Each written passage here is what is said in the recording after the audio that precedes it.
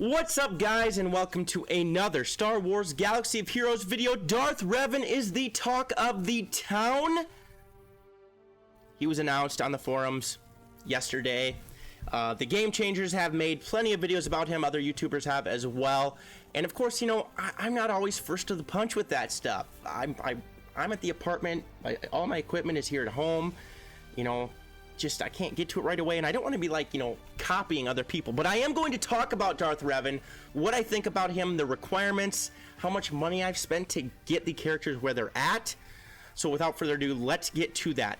First things first, I want to describe my thought process on Darth Revan. When Jedi Knight Revan originally came out, I was like, why isn't Darth Revan coming out first? That all took place beforehand. Darth Revan was after the Mandalorian Wars. He came back from the Unknown Regions, tried to take over the galaxy as Dark Lord of the Sith. And then I realized that, I actually realized this when they said Bastila Shan Fallen was getting a rework, that, wait a second. Think of the Knights of the Old Republic video game. That's where all of this comes from. I played it 20 times, probably at least. And each time I play it, I choose the light side decisions. I couldn't morally live with myself, even with making bad decisions in a video game. Seriously, that's just who I am. I would feel guilty about it.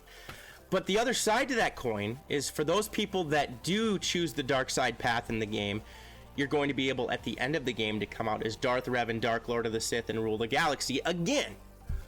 So that's when I went, oh, so that's what they're doing. They're not bringing the Darth Revan here from what took place before the game took place. They're bringing the other side of the coin. If you made dark side decisions in the game, I mean, I think you like murder mission in the game if you make the dark side decisions. That's the Darth Revan they're bringing to the game. And that's probably why they're giving Bastila Shan Fallen a rework as well, because they realize that they want her to synergize more, because she leads the galaxy with Revan after all, Darth Revan after all this. They want her to synergize better with Darth Revan. So, by the way, why can't Malak get any love here? Come on, I love Malak. I want him to the game at some point in time. So that's why they're probably releasing Darth Revan now, two sides to the same coin. And that's where I finally figured that out, and that my thought process came to a close. So, requirements for Darth Revan. Almost all of you know the requirements. HK-47, Bastila Shan Fallen, Juhani, Carth, and Canderous, okay? So how much money have I spent to get these characters where they're at? Well, when the characters originally came out, I always get the $9.99. I think that's what it was, the cost at the time. Maybe it was $19.99 for two characters in the same pack. I can't remember. To get them all to 4 stars. I always do that. So that was like $20 to $40 total there to get all the characters to 4 stars. With Canderous and Darkside Bastila, I didn't have to spend any money on them besides the original $10 each at all. I was able to farm them. They came out earlier, got them to 7 stars. With Carth and Juhani, now remember when Jedi Knight Revan came out, we only had like a week to farm all of the Old Republic characters, the original ones. Carth and Juhani have been released for a few weeks, and they have allowed us to farm them. I've spent 450 crystals on regular energy every day, and I have spent 300 crystals on fleet energy every day, and I've refreshed them all 3 times. With those refreshes, I have them at about probably 6 stars. I got Carth to 6 stars, Juhani to 6 stars. Then I got a $50 iTunes gift card. And this was just the other day. This also was taking place during the Ebb and Hawk event. So I had spent a bunch of crystals I kept refreshing them in the shipments here. Got a bunch of their things, as you can see. I did that there again too. And I got them to probably 50 shards, maybe 60 shards. I got Carth Onasi to 60 out of 100. I got Juhani to like 30 out of 100. Then these packs came out. Obviously, after I got those crystals again, I bought a few more of these shipments in here to get them where they are. But I got Juhani to about 50 out of 100. Then these packs came out. The Heroes of Legends bundles.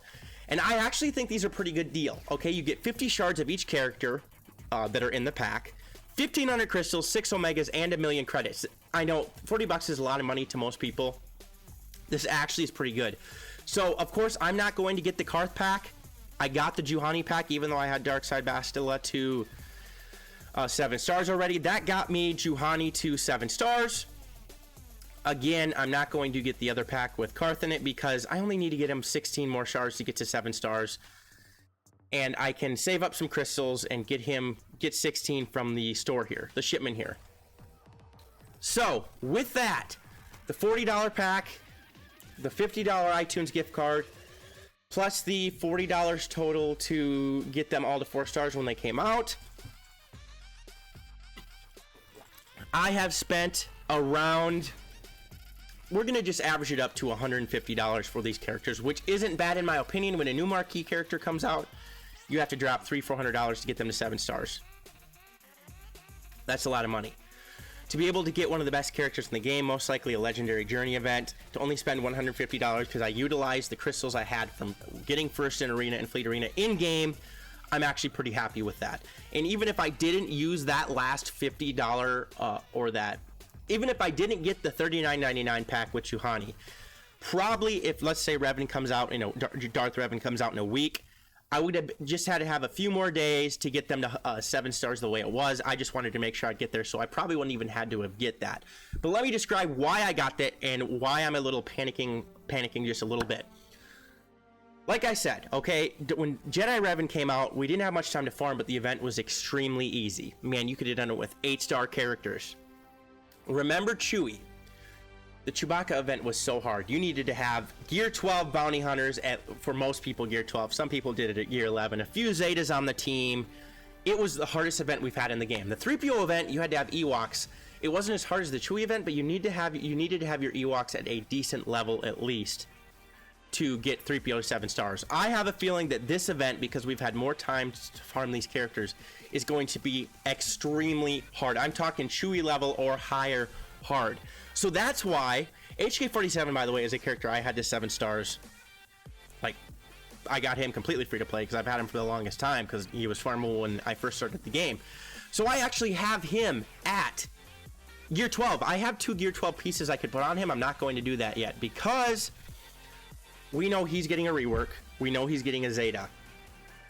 How good is he going to be? I'm not going to put the Zeta, I'll explain my thought process here in a little bit. With Darkside Bastila, the Bastila Fallen, I have her at Gear 11. If I have to, I'll take her to Gear 12. I do not have the Zeta on her. Canderous, I have him at Gear 11.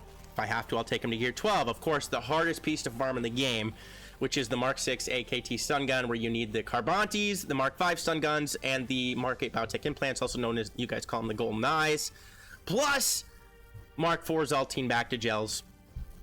You know, that's the hardest piece. I'm probably going to take him to Gear 12 at some point in time, also because I want to use these characters for Grand Arena and Territory War too.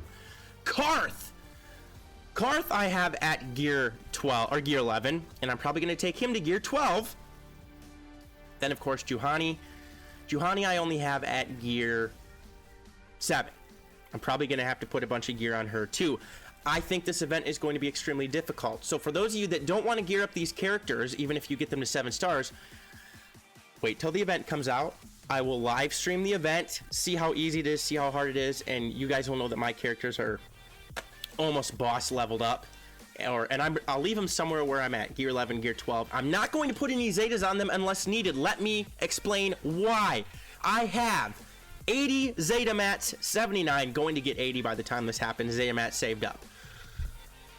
In the photo that leaked a few weeks ago, there was the Gamorrean guard in the leader slot. He had 3 Zetas, which is most likely Darth Revan, and HK47 has a Zeta. That is 4 Zetas. I have 4 Zetas saved up right now. Okay, I want to be able to put those Zetas on those characters right away so I can have them maxed out. Is HK47 Zeta even going to be worth it? We actually have no idea. I think it might be. And the biggest issue is I've had to put Omegas on all these characters to get them. I wanted to get their abilities maxed besides their Zeta abilities, obviously. And, you know, let's say that each ability on the new Revan is going to the Zeta ability is going to have 13 Omegas at least. So that'd be 36 Omegas plus 3 other abilities, which would be 15. 36 plus 15 is actually 51 Omegas, which I would have right now. I'd have enough Omegas to max that character out, which is the most important. I wouldn't have enough right away to put a Zeta on HK47 if he came out at this moment. I'm not sure exactly when that will happen. So I don't want to use any more Omegas either, because I want to be able to have those to max out the characters as well. But if need be, with how hard I think this event is going to be, if need be, I will definitely put a Zeta on one of these characters. I'm guessing we're going to be able to use Karth in the leadership spot, so his leadership ability probably would be important. Whenever an enemy is afflicted with damage over time, all Old Republic allies recover 3% health and protection. I don't know if that'll be big for the Revan event, the Darth Revan event. It's actually really good for Grand Arena and Territory Wars too, so eventually I might want to put it on there the way it is. I think Juhani's ability will be extremely important if needed, because she's going to be gaining protection, offense up, health steal up. I think that's going to be important. So, like I said, I don't want to put any Zetas on these characters right now, but I might need to when the time comes. So I'm just telling you guys, I'm going to have these guys leveled up. You can watch me before you decide to put any gear on these characters to see where you want to go from there, and if you need to put any Zetas on him. So that is my opinion on the whole situation with Darth Revan. We all know he's coming out. I spent around $150 to get the other characters to 7 stars, which is pretty good. And I know a lot of people can't get first in each arena each day. I understand that. So the average person might spend $300 if you haven't been farming as diligently as I have. You probably could get them there completely free to play if you did a few things differently. Again, there was a few days I spent more energy on fleet energy. I even did a few more refreshes that cost more crystals because I wanted to get the Ebon Hawk to 5-star at least. So there we have it, guys. That's what I think it's going to take to get Revan, and I think the event is going to be extremely hard. So please stay tuned to the channel for when he does release, because of course I'm going to be walking through that trying to get him as well. Let's see, I'm going to do an arena battle here because I need to start climbing. And I am sick of the Revan mirror matches as well. Just the last week have really hit me. There have been some videos out there about how Plo Koon can help you dominate the mirror matches, win every time if you replace General Kenobi with Plo Koon. I personally am not going to spend gear on Plo Koon. I'm saving up my gear for all these characters and in Darth Revan when he comes out. And he's going to be the new meta when he comes out anyway. So of course I'm not going to throw a bunch of gear on Plo Koon. If Jedi Knight Revan is the only one you can use for a long time, if you aren't actually unable to unlock Darth Revan, maybe consider doing it. But it's not something I'm going to do. Let's see, why did I do that? I don't think. I wasn't going to get any of those buffs because of buff immunity the way it was. I should have saved it. Oh, that was a nice big hit though. So again, I want to know your guys' opinion on Darth Revan. Leave comments in the comment section below, please. Do you agree with me, disagree with me? Do you think it's going to be hard, or do you think it's going to be a walk in the park? I tend to think it's going to be hard. What do you guys think about all that? Also, leave some constructive criticism. Video ideas. Video ideas are huge. Video ideas are what from the comment section or to allow me to keep making good content. Because, guys, I want to grow more. I want to make my content better. Why did I do that? There's going to be a multi-attack there. I feel like I'm stagnating a little bit, so continue to give me ideas so I can keep making videos, because I do it because I love this game. Let's get that right. Okay, good. Revan's gone here. So again, let me know what you think. Oh, I'm forced to attack General Kenobi. Oh, I knew that was coming. I try to prevent that sometimes, but obviously it doesn't work. We just got to get Yoda out of here again. Let's see. I'm not going to spread any of those things right now. I'm going to go like this, which is okay. Then I'm going to go like this. Then I'm going to spread everything. I hope this wasn't a mistake. I just want to get Yoda out of here as quickly as possible. This is where it gets tricky. I'm actually going to do it. I'm just going to use a basic to get him out of there. Usually you want to use that ability as many times as possible, but I'm just like, I don't know. Okay, there we go. Get Revan out of there. So now when Revan comes up again, let's give Retribution to everybody. I'm not attacking Jolee right now for a reason, because he's going to be able to counter and gain a bunch of health and stuff back. I'm going to use it right now, though. Here we go. Some Jolees are extremely easy to take out. Some are extremely hard to take out. Most of you know this. Same thing with General Kenobi. Same thing with Yoda's. Which is why the next meta that comes with... Let's see here. Use a basic. Use that. With the new Darth Revan. Again, is Traya going to be usable with Revan? None of us know. Now I'm going to put this on auto. I'm going to Gear 12 max all of these characters. That's why I'm completely saving up all my Gear 12 max pieces. I have Yoda.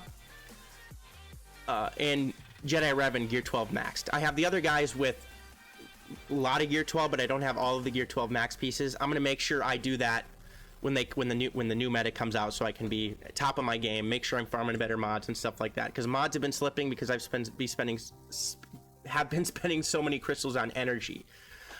So I hope you guys enjoyed the video. If you did, please smash the subscribe button, like the video, click the notification bell so you can be alerted to all videos that I post. I'm also leaving a link to my Discord server and Patreon page in the description below. Make sure to check that out. Again, like what I said with the comment section, video ideas. Do you agree with me on how hard it's going to be?